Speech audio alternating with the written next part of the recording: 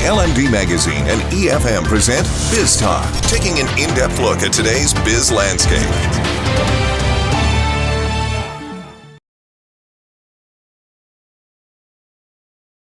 Welcome to another edition of LMD-EFM Biz Talk. Today we're speaking to the chairman of HVA Group and former chairman of the Tea Exporters Association of Sri Lanka, Rohan Fernando. Good morning, Mr. Fernando, and thank you for joining us today.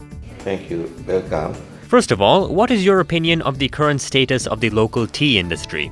I think we have seen a lot of reports in the newspapers and television as well that the tea industry is in turmoil. There are two aspects to that. One is the pricing that you realize at the Colombo tea auctions. Now, this cannot be manipulated because it is directly based on the supply and demand position vis-a-vis the world supply, world demand and the local supply, and which is again connected to the local demand for purchasing at the Colombo auction.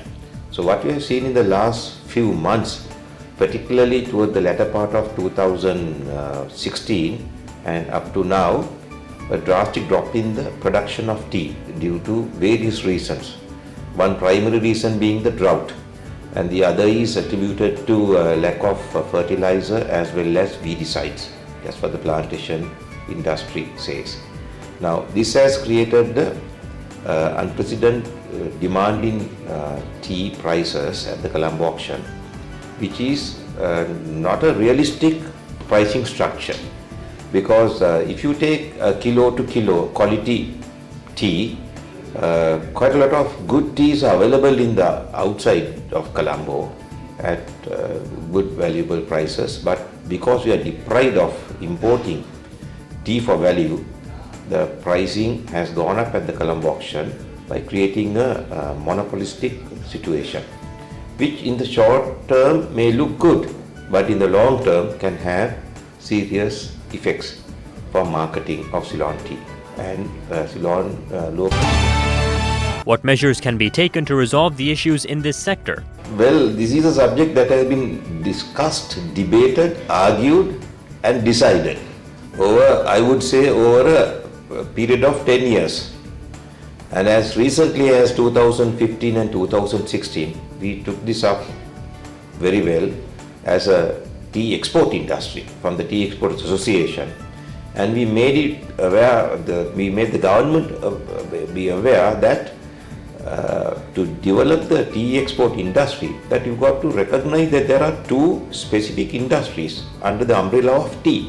One is the manufacturing industry, which is the plantation industry. Other one is the export industry.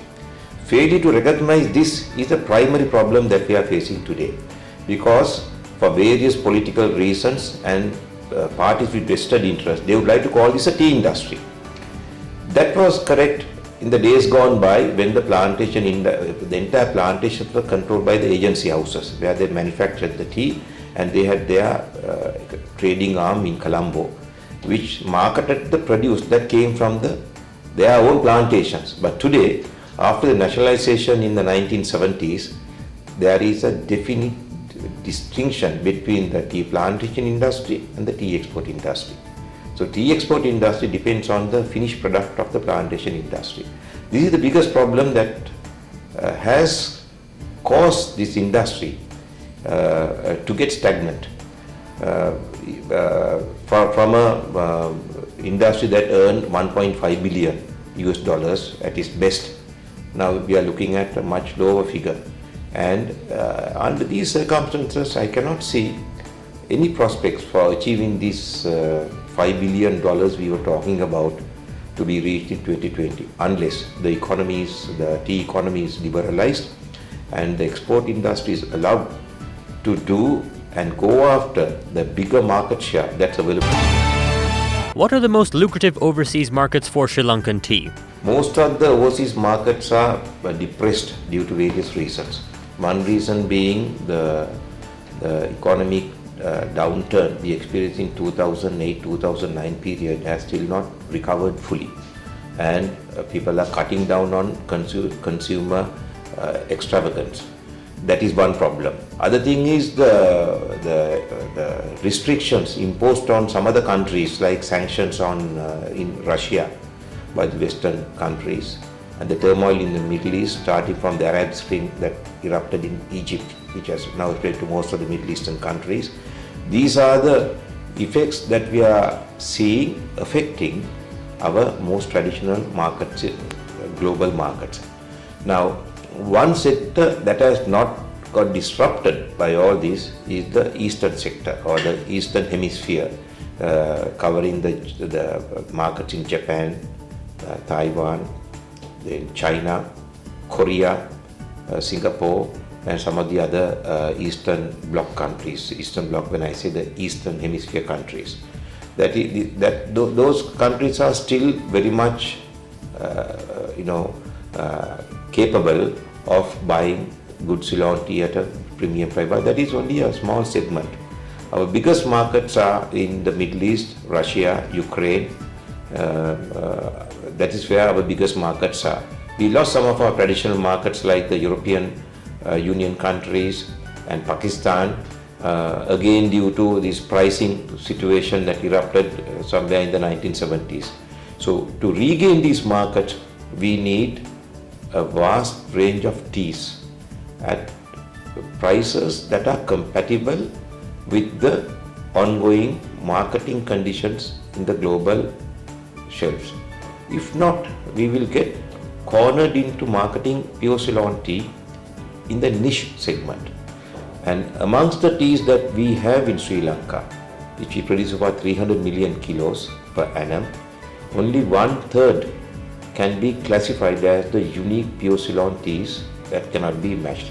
The rest is comparable with some of the teas that are available. But unfortunately, because of the protectionist regime that prevails in sourcing tea, even the teas that are not as good as the finest pure Ceylon tea are forced by the producers for the exporter or the buyer to pay a premium. That's fair. How has the journey of Helidiv brand and the HVA group been over the years? If you take the last few years, we have gone through very troubled times where the tea export industry is concerned. Most of the exporters have not made progress in terms of the bottom line appreciation. And we too are no different to the rest of the export community. And our idea has been to sustain these rough times. And I am seeing the light at the end of the tunnel now. And 2017 we have some exciting programs and products that we will launch in the international market.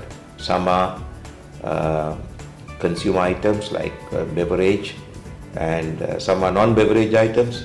One particular product that we have developed over the last 2 years together with a US company based in Nevada is a unique product which I don't want to disclose the nature of the product right now. That will be marketed globally with HVA supplying the raw material.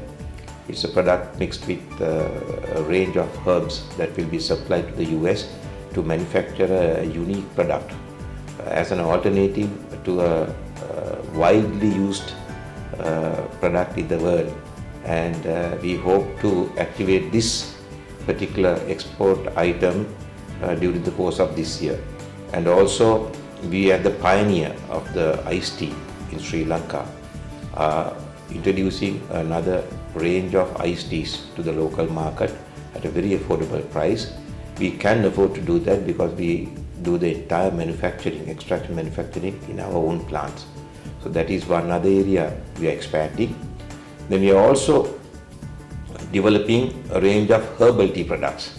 One particular product being a turmeric tea bag, which is now, we have done the preliminary introduction in the Japanese market. We hope to start exporting this year. Then of course, we are using something that is unique to Sri Lanka, which is the king coconut water, blended with green tea and other natural compounds to create the most natural rehydrant, which is similar to a sports drink.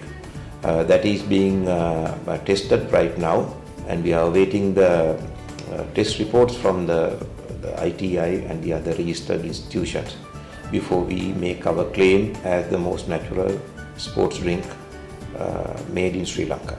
Thank you for joining us today, Mr. Fernando. Thank you. Tune in every Tuesday and Thursday for more insights from our business community. You can also log on to efm.lk and lmd.lk/lmdtv for a visual experience of Biz Talk.